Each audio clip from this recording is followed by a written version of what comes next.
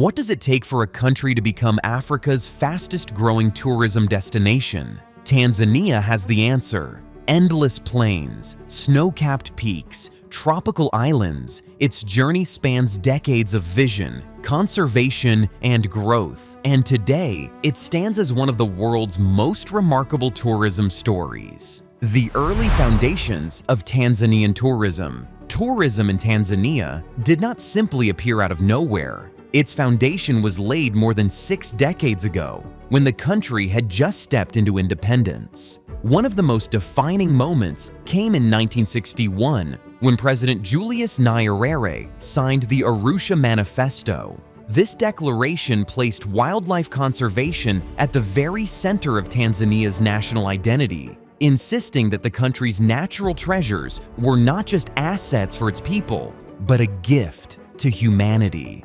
That statement set the tone for everything that would follow.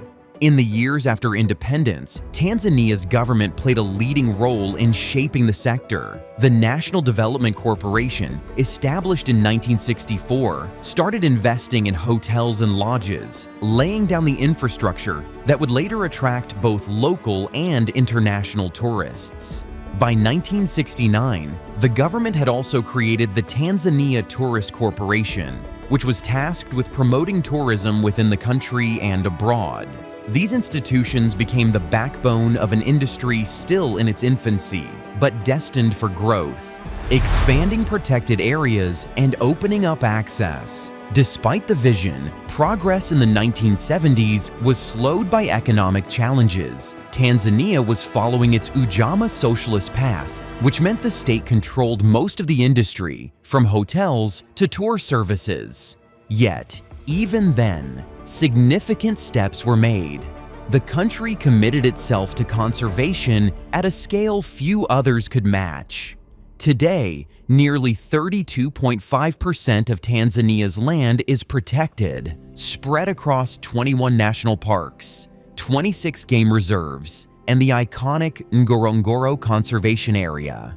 Another milestone came with the opening of Kilimanjaro International Airport in 1971, a project that connected Tanzania directly to international visitors. For the first time, adventure seekers, climbers, and safari travelers could land close to the Serengeti and Mount Kilimanjaro. Though infrastructure in other areas remained limited, these moves set the stage for what would follow in the decades ahead. Shifting towards a free market economy. By the mid-1980s, Tanzania underwent a major economic shift, moving from a state-controlled to a free market model. This transition changed the face of its tourism industry. Privatization of hotels and lodges meant services began to improve, competition increased, and a wider range of travelers, from luxury seekers to budget backpackers, started to find their place in Tanzania.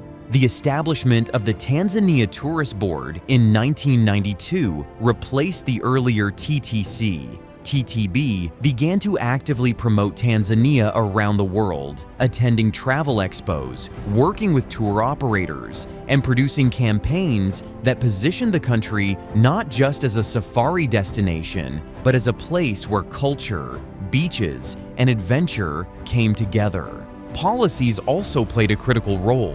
The 1991 National Tourism Policy, revised in 1999, pushed for more private sector involvement and placed sustainability at the heart of development. These reforms meant that tourism was no longer just about numbers, but also about ensuring conservation and community benefits.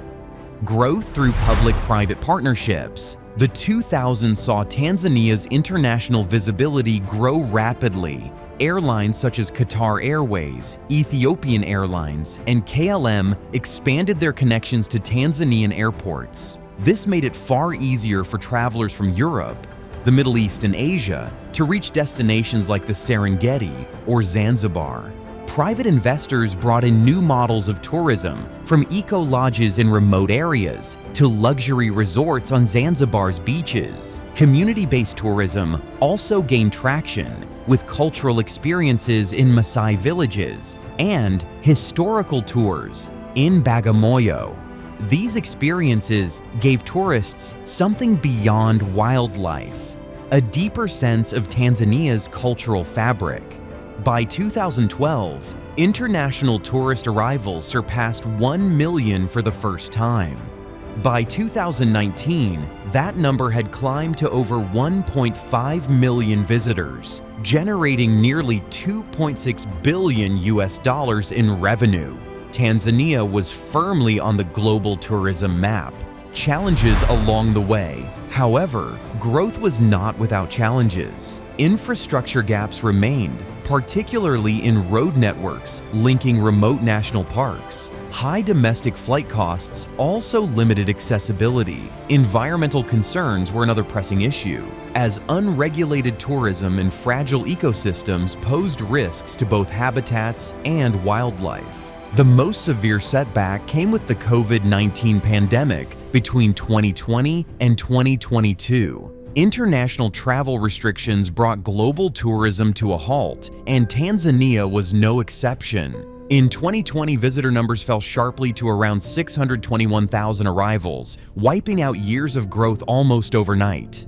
The role of leadership in recovery. Everything began to change again in 2021 when President Samia Suluhu Hassan took office. Recognizing how critical tourism was for Tanzania's economy, her administration launched a series of bold initiatives aimed at reviving the sector. One of the most high-profile moves was the release of the Royal Tour documentary in 2022. President Samia herself guided viewers through Tanzania's most famous attractions, the Serengeti, the Ngorongoro Crater, Mount Kilimanjaro, and Zanzibar. This hands-on approach was rare in global politics and gave Tanzania's tourism a human face.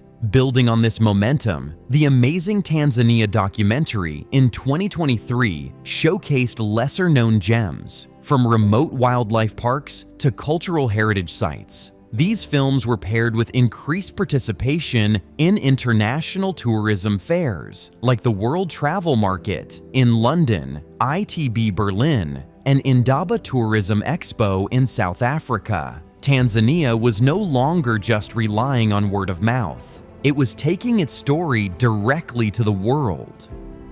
Investing in infrastructure and connectivity. The government also prioritized infrastructure upgrades. Julius Nyerere International Airport in Dar es Salaam and Kilimanjaro International Airport both underwent expansions to improve capacity and passenger comfort. Zanzibar's Abeid Amani Karume International Airport and Mwanza Airport also saw significant upgrades. The turnaround of Air Tanzania was another critical piece of the puzzle. By expanding routes to major global cities and improving domestic connections between hubs like Arusha, Zanzibar, and the Serengeti, the airline made travel smoother for both international and domestic visitors. Road networks to key national parks, including the Serengeti and Ruaha, were also improved, reducing travel time and encouraging more exploration beyond the most famous destinations. Ecotourism began to flourish, with lodges designed to minimize environmental impact, guided walking safaris, and cultural tourism experiences that involved local communities directly. Villages in areas such as Bagamoyo and Zanzibar developed small-scale businesses tied to tourism, ensuring local people benefited alongside major operators. The results of these strategies were dramatic. After the lows of 2020, tourist numbers began to climb again. By 2022, arrivals had already rebounded to 1.45 million. In 2023, Tanzania welcomed 1.8 million international visitors, surpassing pre-pandemic levels. Tanzania's tourism boom in 2024 and 2025. The momentum carried into 2024 when UN Tourism ranked Tanzania among the world's top 20 performing nations in tourism growth. The country was recognized as the leading nation in Africa for post-pandemic growth, recording a 48% increase in tourist arrivals, ahead of Ethiopia, Morocco, Kenya, and Tunisia. Figures were striking. International tourist arrivals jumped from 922,692 in 2021 to over 2.14 million in 2024, a growth rate of 132.1%. Domestic tourism was equally impressive, growing from 788,933 in 2021 to more than 3.2 million in 2024, representing a 307.9% increase. Altogether, Tanzania recorded 5.36 million total tourists in 2024, marking a growth rate of 107.2%. Revenue followed suit, increasing from $1.3 billion in 2021 to $3.9 billion in 2024, a 200% jump. By early 2025, the numbers were even more extraordinary. Reports from UN Tourism's World Tourism Barometer indicated that Tanzania had already surpassed its 2025 target of 5 million visitors by April of that year. Between January and May alone, the country welcomed over 794,000 tourists, a 54.3% increase compared to pre-pandemic levels, and a 3.7% rise from the same period in 2024. This rapid growth cemented Tanzania's place as the fastest-growing tourism destination in Africa. Key markets driving this boom included China, Kenya, and Burundi, alongside steady arrivals from Europe and North America. Serengeti, Tarangire, and the Northern Safari Circuit. When travelers think of Tanzania, their minds often go to the Northern Safari Circuit. The Serengeti National Park sits at the center of this fame. It is the stage of the Great Migration, the world-famous movement of wildebeest, zebras, and gazelles that paints the plains in a rolling tide of life. The Serengeti hosted more than 330,000 visitors in 2012, and in 2018, it was crowned the best African safari park after an extensive review by Safari Bookings, the largest online marketplace for African safaris. The evaluation was no small feat. It included 2,530 reviews, of which 1,670 were submitted by tourists from 72 countries. On top of that, 860 expert reviews were written by respected guidebook authors from Lonely Planet, Rough Guides, Frommers, Brat, and Footprint. This mixture of voices, travelers, and experts alike puts Serengeti firmly at the top. Close by is the Ngorongoro Conservation Area. Inside lies the Ngorongoro Crater, a massive volcanic caldera, one of the largest in the world. Its floor is a thriving sanctuary, home to lions, elephants, hippos, wildebeest, zebras, and the critically endangered black rhinoceros. The area is not only about wildlife, it is also a window into humanity's past. The Olduvai Gorge, often called the seat of humanity, revealed fossils of early hominids like Paranthropus boisei and the earliest known human genus, Homo habilis. Few places bring together natural wonder and archaeological significance in the way Ngorongoro does. Tarangire National Park and Lake Manyara National Park also shine in the north. Tarangire is known for its towering baobab trees and large elephant herds, while Lake Manyara offers a mix of flamingos, hippos, and tree-climbing lions. Together, these destinations create an unbeatable safari circuit. By 2023, Ngorongoro attracted over 500,000 visitors. Tarangire welcomed 241,741 guests, and Mount Kilimanjaro itself drew around 40,000 climbers. Serengeti remained the leader, still topping 300,000 visitors annually. The Roof of Africa, rising majestically to 5,895 meters above sea level, Mount Kilimanjaro is Africa's highest peak and a UNESCO World Heritage Site. Often called the Roof of Africa, Kilimanjaro is a dormant volcano with 3 cones, Kibo, Mwenzi, and Shira. From its base, which begins at around 4,877 meters, to its summit, the climb is one of the most iconic in the world. The mountain lies near the northern town of Moshi, close to the border with Kenya. It is part of Kilimanjaro National Park and is surprisingly accessible. Kilimanjaro International Airport serves as the main gateway, not only for climbers, but for those heading into the northern safari parks as well. Every year, around 20,000 people attempt the climb. Although it is considered one of the most accessible high peaks on Earth, success is not guaranteed on average. About 65% of climbers make it to the summit. The climb itself is not just about reaching the top. Trekkers pass through dramatically different ecosystems, from lush rainforests to alpine deserts, before reaching the icy summit. It is both a physical challenge and a spiritual journey, one that continues to attract adventurers from every continent. Zanzibar, islands of spice and story. Just off the Tanzanian mainland lies Zanzibar, a semi-autonomous region made up of the islands of Unguja and Pemba. Known internationally simply as Zanzibar, this archipelago is as much a cultural crossroads as it is a tropical paradise. Tourism is the main economic driver here, contributing roughly 25% of the island's income, even outpacing the lucrative spice export industry. The main entry point is Zanzibar International Airport, though many visitors fly first into Dar es Salaam and then take the ferry across the Indian Ocean. Between 2015 and 2017, Zanzibar saw tourist numbers more than double, from 162,242 to 376,000. The Zanzibar Commission for Tourism has played a key role in promoting the islands. The growth has brought both benefits and challenges. On the one hand, tourism has created jobs and attracted investment. On the other, it has strained local communities. Environmental degradation has increased, and access to marine and coastal resources, once central to local livelihoods, has been restricted by the flow of tourists and the expansion of hotels and resorts.